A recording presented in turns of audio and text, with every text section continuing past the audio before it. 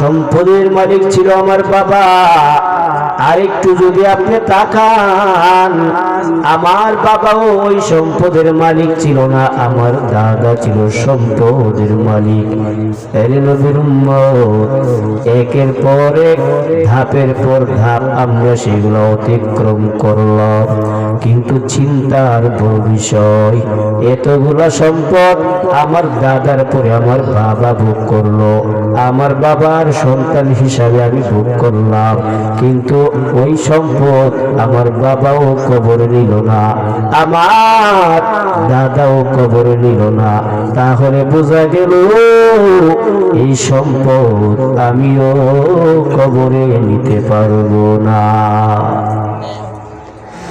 এর নবীর উম্মতের দল, অতএব আল্লাহ বলেন বান্দা বান্দির দল, সম্পদ দিলাম, যদি খালেস নিয়তে একবার সম্পদ পাইয়া আল্লাহ তাআলার দরবারে শুকরিয়া আদায় করো, আল্লাহ বলে বান্দা সম্পদ কমবে না, বরং শুকরিয়া আদায় করার কারণে আমি আল্লাহ ডবল সম্পদ বাড়াইয়া দেব। কিন্তু সমাজের মধ্যে একটা কথা প্রচলন আছে, বলে আল্লাহর রাস্তায় যদি আমি সম্পদ খরচ করি, সম্পদ কমে যাবে, বাড়বে না, বরং সম্পদ যদি অন্য কাজে লাগাই একেতে ডবল লাভ হয়ে যায়। আছে না নাই? ও নবীর উম্মত, অতএব সম্পদের বাহাদুরি করিও না। যে আল্লাহ তোমাকে এত সম্পদ দান করলো, যারা সম্পদ আছে তাদের টেনশনের কিন্তু কম নাই। যে ব্যক্তির সম্পদ নাই তার কোনো টেনশন নাই। অটো রিক্সাওয়ালাকে জিজ্ঞাসা করো টেনশন আসেনি, বলে না না কোনো টেনশন নাই। বলে কেন? যা রুজি করলাম, ভালো করে বাজার করে ছেলে মেয়েদেরকে নিয়ে খানা খাইলাম। সম্পদওয়ালাকে প্রশ্ন করো, রে ভাই টেনশন আসেনি? বলে অভাব নাই, টেনশনের অভাব নাই। কিসের টেনশন? বলে এতগুলা সম্পদের মালিক হইলাম, কোন সময় জানি শত্রু নয় এসে আমাকে ঘায়েল করে ফেলে। এই দেশ তো আর নিরাপদ দেশ নয়, মানুষ একা একা চলার মতো যোগ্যতা রাখে না, কারণ শত্রুর অভাব নাই। এই বাংলার জমিনে আল্লাহর একজন বান্দা, সে ছাত্র দলের একজন নেতা ছিল। জুমার নামাজ পড়ে বাহির হইল, হঠাৎ করে পিছন দিক থেকে শত্রুতা করিয়া কে যেন একটা গুলি ছুড়ে মারল। আল্লাহর বান্দা এখন হসপিটালের মধ্যে মরণাপন্ন অবস্থায় আছে। তাহলে বুঝে নেন, ক্ষমতা থাকলেও পিছনে শত্রু আছে না নাই? সম্পদ থাকলেও শত্রু আছে, টাকা থাকলে তো শত্রুর অভাব নেই। ঘরের ভিতরে দরজা লাগাইয়া ঘুমাইলেও আমার টেনশন হয়। শুধু বলে ঘুম হয় না, ঘুম হয় না। বলে কেন? বলে সমাজের অবস্থা তো ভালো না। আল্লাহ বলেন, মুমিন তুমি আর টেনশনের একমাত্র কারণ হলো যে সম্পদ আল্লাহ দান করিয়াছে সে আল্লাহর উপরে তোমার আত্মবিশ্বাস নাই। তুমি বলো আমার সম্পদ, আমার সম্পদ। আল্লাহ বলে না না, সম্পদ তোমার না, তোমার না, তোমাকে আমি আল্লাহ দান করলাম। আবার ওই সম্পদ আমি আল্লাহর কাছে নিয়ে নেব, কারণ দুনিয়াটা চিরস্থায়ী দুনিয়া না, যে দুনিয়াটা হলো ক্ষণস্থায়ী দুনিয়া। তোমার আবার একদিন আসল বাড়ি কবর জগতে যাইতে হবে। অতএব আল্লাহ বলেন, ইয়া আইয়ুহাল্লাযীনা আমানু লা তুলহিকুম আমওয়ালুকুম ওয়ালা আওলাদুকুম আন যিকরিল্লাহ ওয়া মান ইয়াফআল যালিকা ফাউলাইকা হুমুল খাসিরুন।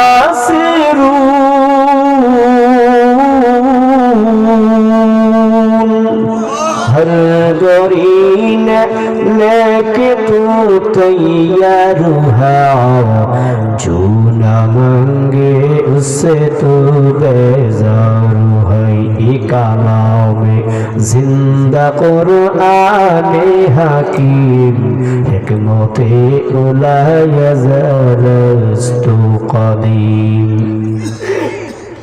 আল্লাহ বলেন বান্দা এতগুলা সম্পদ দান করলাম, এরপরে আমি আল্লাহর সঙ্গে নাফরমানি করে এমন বান্দা আছে না নাই? আমরা সবাই নাফরমান, কেউ নাফরমানের বাহিরে নাই। কেমনে নাফরমান এক্সাম্পল দিলে বুঝতে পারবেন। সারা দিনে ফজর থেকে আসার পর্যন্ত কয়েকটা নামাজ জানেন না আপনারা? কয়েকটা 5 ওয়াক্ত নামাজ কি নফল নাকি ফরজ? নফল না ফরজ? ফরজ নামাজ না পড়লে গুনাহ হয় নাকি সওয়াব হয়?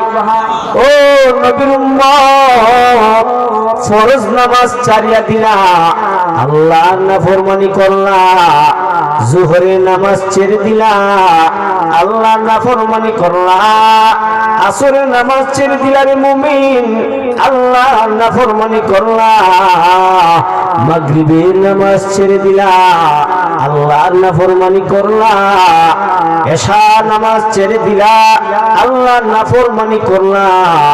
এই প্রতিদিন সকাল থেকে নিয়ে সন্ধ্যা পর্যন্ত 5 বার আল্লাহর নাফরমানি করলা।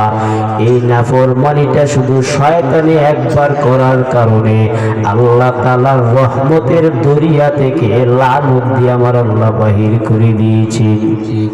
কিন্তু আপনি আমার উপরে কেন লানত দেয় নাই? এর একটাই কারণ, মায়ার নবী দুনিয়ার জমিন থেকে যেদিন বিদায় হয়ে যায়, মায়ার নবী তখন বড় সুস্থ অবস্থায়। ও নবীর উম্মত, আজরাইল যখন মায়ার নবীর রূহটা কবজ করার জন্য এসেছেন, আমার মায়ার নবী বলে, আজরাইল দাঁড়াও, এখন নিতে পারবা না, জিবরাইল আসো, জিবরাইল না আসা পর্যন্ত রূহ নিতে দেব না। জিবরাইল আসলো, পয়গম্বর আপনি নাকি আপনি রফিকে আলার দরবারে যাবেন, কিন্তু কেন যাইতে চান না? আমার নবীর চোখে পানি, কান্নায় ভরো বিভোর। আমার মায়ার নবীর কান্না দেখিয়া জিবরাইল বলে, পয়গম্বর কেন এত কান্না করেন? আপনি কি হাসান হুসাইনের জন্য কান্না করেন? আমার মায়ার নবী আরো জোরে কান্না করে, পয়গম্বর হাসান হুসাইনের জন্য কান্না করিয়েন। আমার আল্লাহ হাসান হুসাইনকে জান্নাতের যুবকদের সরদার বানাই দিয়েছে। আর আসতে বলেন সুবহানাল্লাহ। আমার মায়ার নবী কান্না থামাই নাই, কান্না থামাই নাই। জিবরাইল বলে, পয়গম্বর কেন এত কান্না করেন? আপনি কি আয়েশার যে ফাতেমার জন্য কান্না করেন? না না, ফাতেমার জন্য কান্নার কোনো প্রয়োজন নাই। আমার আল্লাহ ফাতেমাকে জান্নাতের মহিলাদের সর্দারনী হিসেবে আল্লাহ ঘোষণা দিয়েছেন। এরপরও মায়ার নবী এত জোরে কান্না করে আর বলে, ও জিবরাইল আমি হাসান হুসাইনের জন্য কান্না করি না, আমি ফাতেমার জন্য কান্না করি না, আমি কান্না করে একমাত্র আমার গুনাহগার উম্মতের জন্য। নবীর উম্মতেরা হয়ে আজি দিশাহারা, কোরআন হাদিসের চলো যখন যাহা চাই মনে, নবী বিনে কে তো রবে ফুলসিরাত মিজানে, নবী বিনে কে তো রবে ফুলসিরাত মিজানে। খারাপ লাগে? এমন এতিম নবী আমার হিতাহা মাতা নাই যে তাহা তারপরেও কত মারা মারলো তাকে দুশ্মনে নবী বিনে কে তোরা বেফুল সিরাত মিজানে নবী বিনে কে তোরা বেফুল সিরাত মিজানে আমার আল্লাহ ডাকদা বলে জিবরাইল আমার বন্ধু মুহাম্মদ কি জানায়া দাও মুহাম্মদ বন্ধুকে জানায়া দাও যেন কান্না না করে পয়গম্বর যদি দুনিয়া জমিনে নাও থাকে বাকি সময়টা আমি মুহাম্মদের উম্মতের জিম্মার দায়িত্ব আমি আল্লাহ নিজে স্বয়ং নিলাম এরে নবীর উম্মতের দল এই জন্য নামাজ পড়ো না বারবার তোমাকে সিগন্যাল দেয় বৈশালের মাধ্যমে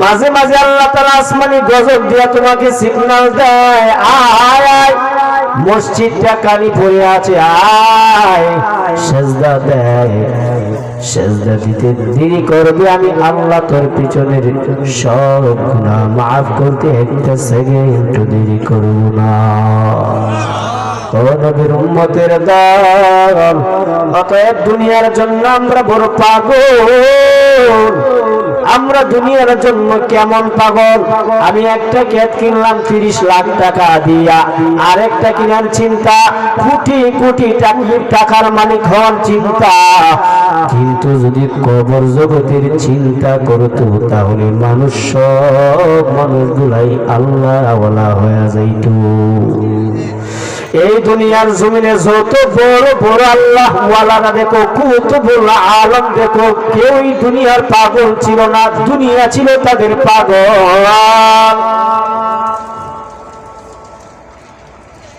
ও নবীর উম্মত বলকের বাদশা ইব্রাহিম ইবনে আদহাম রাহমাতুল্লাহি আলাইহি এত বড় বলকের বাদশা হওয়ার পরও সিংহাসন ছাড়িয়া জঙ্গলাই দৌড়ায় এদিকে মন্ত্রী মহোদয় খুঁজতে আরম্ভ করো কোথায় আমাদের দেশের সরকার কোথায় আমাদের দেশের সরকার কোথায় কোথাও খুঁজে পাওয়া যায় না সিংহাসন ছাড়িয়া দেশ ছাড়িয়া কোথায় গেল দেশের হালাত বড় খারাপ আমাদের সরকারকে খুঁজে পাওয়া যায় না মন্ত্রী মহোদয় গুলা খুঁজতে আরম্ভ করলো বলে কেন এমন হলো ইব্রাহিম ইবনে আদহাম রাহমাতুল্লাহি আলাইহি নরম বিছানায় ঘুমায় আছেন সম্পদের অভাব নাই দেশের একটা বাদশা সম্পদের কি অভাব থাকতে পারে বলে না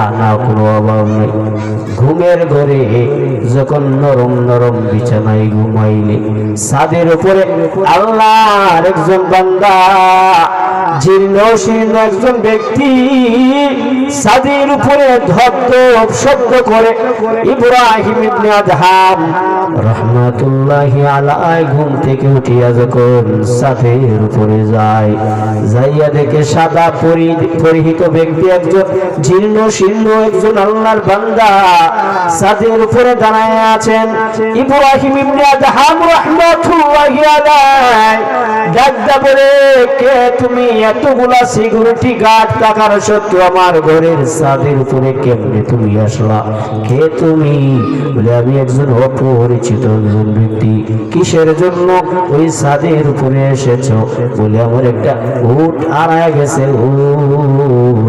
আমার একটা উট হারায় গেছে ওই উটটার তালাশ করার জন্য আমি ছাদের উপরে আসলাম ইব্রাহিম ইবনে আদহাম রাহমাতুল্লাহি আলাইহি ডাক দিয়া বলে রে আল্লাহর বান্দা উট খোঁজার জন্য যদি যাইতে হয় উট তো ছাদের উপরে পাওয়া যায় না উটের তালাশ করার জন্য জঙ্গলে যাও আমার ঘরের উপরে কোনো উট খুঁজে পাওয়া যাবে না আল্লাহর বান্দা তখন প্রশ্নের জবাব দেয় ও বাদশাহ ইব্রাহিম, আপনি যদি বলেন ঘরের ছাদের উপরে উট খুঁজে পাওয়া যাবে না, জঙ্গলাই যাইতে হবে, ও ইব্রাহিম ইবনে আদহাম ভালো করে বুঝে আনো, দুনিয়া কি নুমায়শ পর নজর হায় নবী গোয়াম কি আজ দুনিয়া জুদা বশ বহার কারে কে বাশি বা খুদা বা। আল্লাহর বান্দা জীর্ণ ব্যক্তির প্রশ্ন শুনিয়া ইব্রাহিম ইবনে আদহামের অন্তরে একটা ভয় ঢুকে গেল। হঠাৎ করে তাকায় দেখি আল্লাহর বান্দাকে কোথাও খুঁজে পাওয়া যায় না। ঘরের ভিতরে যখন গেলেন শুয়ে শুয়ে চিন্তা করতে লাগলেন, কি বলে গেল, নরম নরম বিছানায় ঘুমায়া যদি আল্লাহ না পাওয়া যায় তাহলে আমি ইব্রাহিম ইবনে আদহাম তো জীবনের জন্য শেষ হয়ে গেলাম। চিন্তায় বড় বিভোর। হঠাৎ করেই একটা সিদ্ধান্ত নিল, না না, দুনিয়ার বাদশা আমার দরকার নেই, আমার দরকার একমাত্র আমার মাওলার দিদার। সুবহানাল্লাহ বলবেন না? আমাদের কি মাওলার দিদার দরকার আছে না নাই? জোরে আওয়াজ দিয়ে বলুন মুমিন, আল্লাহর দিদার পাওয়ার দরকার আছে না নাই? আল্লাহ বলেন উদউনি আস্তাজিব লাকুম, যে বান্দা আমাকে ডাকে ওই বান্দাকে আমি আল্লাহ স্মরণে রাখি। আল্লাহ যদি আপনি আমাকে স্মরণে রাখি, দুনিয়ার জমিনে আর কিছু পাওয়ার দরকার আসেনি। এরে নবীর উম্মতের দল ইব্রাহিম ইবনে আদহাম সকাল হওয়ার আগে এই এত বড় রাজমহল চারিয়া, রাজার হালাত চারিয়া জঙ্গলাই দৌড়াই, জঙ্গলায় চলে গেল। ওই জঙ্গলের ভিতরেও রাস্তার একটা পাগল ছিল, যেই পাগলে শুধু আল্লাহ আল্লাহ বলতো, মাওলার জিকির করতেন। মাওলার জিকির করার কারণে আল্লাহ তাআলার পক্ষ থেকে তার জন্য রিজিকের ফয়সালা হইতো আসমান থেকে। এর নবীর উম্মতের দল জঙ্গলে গেল। আল্লাহ তাআলা যাকে যেই পরিমাণ সম্মান দেওয়ার দরকার ঠিক ততটুকুই সম্মান দেন, কোন ধরনের বেইনসাফি করেন না। কথা ঠিক না বেঠিক? সম্মানওয়ালা যদি সম্মানের ভিতরে থাকে আল্লাহ ইজ্জত বাড়াইয়া দেয়, সম্মানী ব্যক্তি যদি সম্মানের ভিতরে না থাকে দুনিয়ার জমিনে তার মতো নিকৃষ্ট ব্যক্তি আর কেউ হতে পারে না। নবীর উম্মত জঙ্গলায় আরেক পাগলের সঙ্গে দেখা হয়ে গেল। আল্লাহ বলে, ও রহমতের ফেরেশতার দল, আমার ওই বলকের বাদশা ইব্রাহিমের জন্য স্পেশাল খাবার নিয়ে যাও। কেমন খাবার? জান্নাতি খাবার নিয়ে যাও। কারণ ওই ইব্রাহিম ইবনে আদহাম সাধারণ কোনো ব্যক্তি না, যার ধন সম্পদ অট্টালিকা ক্ষমতা টাকা পয়সা স্বর্ণ অলংকারের অভাব নেই। এরপরেও আমার বান্দাটা আমি আল্লাহকে পাওয়ার জন্য ভারী ঘর সব ক্ষমতা ছাড়িয়া জঙ্গলায় যখন আসলো, আমি আল্লাহ বান্দাকে বেয়াজ্জতি করব না। কারণ বান্দাটা আমি আল্লাহকে তালাশ করার জন্য জঙ্গলায় মশা মাছির খামুর খাইয়াও ওখানে তালাশ করতেছি। ও রহমতের ফেরেশতার দল, যাও যাও তাড়াতাড়ি বান্দাটার কাছে ভালো ভালো খাবার নিয়ে যাও। এরে নবীর উম্মত, দুনিয়ার জমিনের মানুষের স্বভাব হলো একজনে যদি একটু ভালা বুড়া খায় আর একজনে দেখতে পারে না, আছে না নাই? এক ব্যক্তি যদি একটু ভালো করে চলে তার পেছনে শত্রু লাগে, আছে না নাই? কারণ হলো কেন জানো? ইজ্জত আর সম্মান দেওয়ার মালিক একজন। আওয়াজ দিয়া বলেন তিনার নাম কি? আল্লাহ যদি সম্মান দেয় দুনিয়ার কোন মানুষ তার ঠেঙ্গে ধরিয়া লামাইতে পারবিনি। না না, দুনিয়াটা আল্লাহ বানাইছেন, আসমানও আল্লাহ বানাইছেন, জমিনটাও আল্লাহ বানাইছেন, জান্নাত জাহান্নাম আমার আল্লাহ বানাইছেন, মানুষ বানাইছেন, জিন বানাইছেন, 18,000 মতান্তরে 80,000 মাখলুকাতের রব হলো একজন, তিনি কে? এরে নবীর উম্মতের দল ইব্রাহিম ইবনে আদহাম রাহমাতুল্লাহি আলাইহি জঙ্গলের মধ্যে বসিয়া মাওলার জিকির করতেছেন, আল্লাহকে তালাশ করতেছেন। আল্লাহ তাআলার তরফ থেকে রহমতের ফেরেশতার মাধ্যমে ভালো ভালো খাবার আসলো। আরেকটা পাগল দেখিয়া বলে, আল্লাহ কোত্থেকে একটা পাগল আসলো, আসতে না আসতেই তাকে ভালা ভালা খাবার কেন দিলা? আমি তো তোমাকে কম ডাকি নাই। এই কথা বলার সঙ্গে সঙ্গে আল্লাহ গায়বী আওয়াজ দিয়া বলল, এরে পাগল, তুই তো ছিলে একটা রাস্তার পাগল, 2 আনার দামও তোর ছিল না। আমি আল্লাহ তোকে মায়া করিয়া ওই জঙ্গলের ভিতরে বসাইয়া আমি আল্লাহ তোকে খাওয়াইতেছি, 3 বেলা খাওয়াই। তুমি আমি আল্লাহ তাআলার দরবারে শুকরিয়া জানাও, কারণ তুই মানুষের ধারে ধারে যাইয়া যাইয়া চাইয়া খাইতি, ওইগুলা থেকে হেফাজত করিয়া আমি আল্লাহ তাআলার তরফ থেকে খাবার দিই। সুবহানাল্লাহ। আরো জোরে বলেন। ঘুম ধরতেছে? হ্যাঁ, বিরিয়ানি কিন্তু আছে, ঘুমাইল না, ঘুমাইলে কিন্তু ফুটলা চুটটা যাবো। এর নবীর উম্মতের দল আল্লাহর বান্দা বলেন, মালিক কোত্থেকে একটা পাগল আসলো, বালা বালা খাবার তুমি দিলা কেন? আমি তো তোমাকে জঙ্গলায় বসিয়া আল্লাহ আল্লাহ ডাকতেছি। সকালে 2টা রুটি দাও, জোহরে 2টা রুটি দাও, রাত্রে বেলাও 2টা রুটি দাও, মোট 6টা রুটি খাইয়া আমার তো আর ভালো লাগে না। এত বালা বালা কাবড় দিলা। আল্লাহ বলি, রে পাগলা, ভালো করে বুঝিয়া নে, যেই বান্দাটা তোর সামনে এসে বসেছে সেই বান্দাটা ও ভালা বালা খাবার কি এসেছে। কথা ঠিক না বেঠি? ইব্রাহিম ইবনে আদহাম রাহমাতুল্লাহি আলাইহি বড় প্রাসাদ ছেড়ে দিলেন আল্লাহকে পাওয়ার জন্য। কারণ আল্লাহর কোরআনে বলেছেন, এর দুনিয়ার মানুষ যে ধন সম্পদ দেখেছো, দেখিয়া এইগুলার মালিক হইয়া নিজেকে এত বড় মালিক মনে করো। আল্লাহ বলে, না না, দুনিয়ার সব হলো ফকিরের দল, একমাত্র ধনী হলাম আমি আল্লাহ। কারণ দুনিয়ার সব ফকিরের দল ঘোষণা দিলেন কে?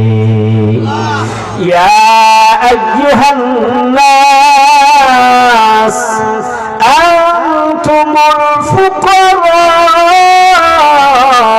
ইলাল্লাহ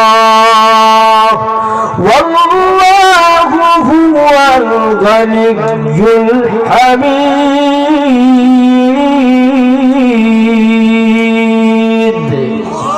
আল্লাহ বলেন, ফকিরের দল, 1000 কোটি টাকার মালিক হইল তুই ফকির, কারণ তোকেও কোটি টাকার মালিক বানাইলাম আমি আল্লাহ। গরিবকে গরিব বানাইলাম আমি আল্লাহ একমাত্র পরীক্ষা করার জন্য। তোকে পরীক্ষা করব, তোর চরিত্র পরীক্ষা করব। কোটি টাকার মালিক হইয়া ছোট লোককে কখনো অবজ্ঞা করিও না। এর নবীর উম্মতের দল, বড় লোক যদি ছোট লোকের বাড়িতে যায়, ছোট লোক খুশি হয় না বেজার হয়? কি বড় লোকের ভাড়া যদি ছোট লোকের বাড়ি ভরে, ওই ছোট লোক খুশি হয় না বেজার হয়? এত খুশি, এত খুশি অথচ ওই ছোট লোকে যদি বড় লোকের বাড়ি যায়, বড় লোক হওয়া যায় বেজার। ঠিক না ঠিক? ও আল্লাহর গোলাম, ভালো করে বুঝিয়া নাও, যে আল্লাহ সম্মান দিতে পারে সে আল্লাহ সম্মান নিতে পারে। এই জন্য পয়গম্বরের সাহাবী আলী রাদিয়াল্লাহু তাআলা আনহু বলেন, ও দয়ার মালিক, আয় আল্লাহ আমরা টাকা চাই না, আল্লাহ আমরা ইলম চাই, ইলম। কেন এই কথাটা বললেন? কারণ টাকাওয়ালার টাকা আজ আছে, কাল থাকবে না। ইলমওয়ালার ইলম সিনাই ঢুকবে, কখনো বাহির হবে না। টাকাওয়ালার টাকা যত বেড়ে যায় তত সম্মান কমে যায়। ইলমওয়ালার ইলম সিনাই যত ঢুকে যায় তত তার সম্মান বাড়িয়া যায়। টাকাওয়ালার টাকা যত বেড়ে যায় তত শত্রু বেড়ে যায়। ইলমওয়ালার ইলম যত বেড়ে যায় তত বন্ধু বেড়ে যায়। টাকাওয়ালার টাকা যত বেড়ে যায় তত মানুষের কাছে ঘৃণার পাত্র হয়ে যায়। আর ইলমওয়ালার ইলম যত বেড়ে যায় মানুষের কাছে তত প্রিয় হয়ে যায়। ঠিক না ঠিক? ও নবীর উম্মতের দল, অতএব পয়গম্বরের সাহাবী আলী রাদিয়াল্লাহু তাআলা আনহু বলেন, দয়ার মালিক, আয় আল্লাহ আমরা টাকা চাই না, আমরা ইলম চাই। কারণ ইলম দিয়া আল্লাহর পরিচয় লাভ করা যায়, টাকা দিয়া আল্লাহর পরিচয় লাভ করা যায় না। ইলম যার ভিতরে আছে, তাকওয়াও তার ভিতরে আছে, আল্লাহর ভয় তার ভিতরে আছে, দুনিয়া বিমুখ তার অন্তরে। নবীর উম্মত ইব্রাহিম ইবনে আদহাম রাহমাতুল্লাহি আলাইহি বড় বড় প্রাসাদ চারিয়া কেন জঙ্গলায় দৌড়াইয়া কি পাইল? ও নবীর উম্মত, এইদিকে ইব্রাহিম ইবনে আদহাম রাহমাতুল্লাহি আলাইহি আল্লাহর পরিচয় পাইয়া কি লাভ করলেন? যে ইব্রাহিম ইবনে আদহামকে কেউই চিনত না। এখন ইব্রাহিম ইবনে আদহামকে মানুষই এত চিনি, কিয়ামত পর্যন্ত ইব্রাহিম ইবনে আদহামের নামটা মুখে থাকবে। বলে এর কারণটা কি জানো? মন্ত্রী মহোদয় খুঁজতেছে, কোথায় খুঁজে পায় না। হঠাৎ করে দেখা যায় দজলা নদীর কিনারে বসিয়া পাড়া একটা কাপড় ছিলাই। মন্ত্রী মহোদয় ডাকতে বলে, ও দেশের বাদশাহ ইব্রাহিম, বাদশাহী চারিয়া ওই দজলা নদীর কিনারে আপনি একটা পাড়া কাপড় কেন চিলাইতেছেন? কি আপনার হয়েছে? মাথায় কোনো সমস্যা? বলে, না না, মাথায় কোনো সমস্যা না, আমি মাত্র ওই সম্পদ চাই না, ওই ক্ষমতা চাই না, আমি দেশের বাদশাহীও চাই না। আমি চাই, যেটা চাই সেটা হলো আমার মালিকের তালাশ চাই। বলে, বাদশাহী চারিয়া কি পাইলেন? বলে, কি পাইলাম দেখবা নাকি? বলে, হ্যাঁ দেখান। ইব্রাহিম ইবনে আদহাম রাহমাতুল্লাহি আলাইহি যে পাড়া কাপড়টা সুই দিয়া ছিলাইতেছেন, হাতের মধ্যে সুইটা দজলা নদীর মধ্যে ফেলা দিল। আর রাজা বলে, মন্ত্রী মহোদয় আমার সুইটা একটু তালাশ করে খুঁজিয়া দাও। মন্ত্রী মহোদয় বলে, কিয়ামত পর্যন্ত সম্ভব না। বলে, কেন সম্ভব না? তুমি দেখবা নাকি সম্ভব কি অসম্ভব?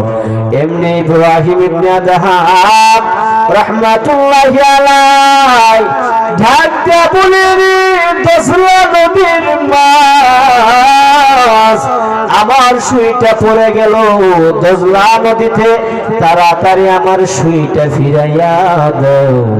একটা মাছ না, দুইটা মাছ না, হাজার হাজার মাছগুলা স্বর্ণের সুই নিয়া ইব্রাহিমের কাছে উপস্থিত হয়ে গেল। ডাকটা বলে, মন্ত্রী মহোদয় দেখো, আমি প্রাসাদ ছাড়িয়া কি পাইলাম, শুধু দুনিয়াই পাইলাম না, ফিদ দুনিয়া ওয়াল আখিরা, দুনিয়াও পাইলাম আখিরাত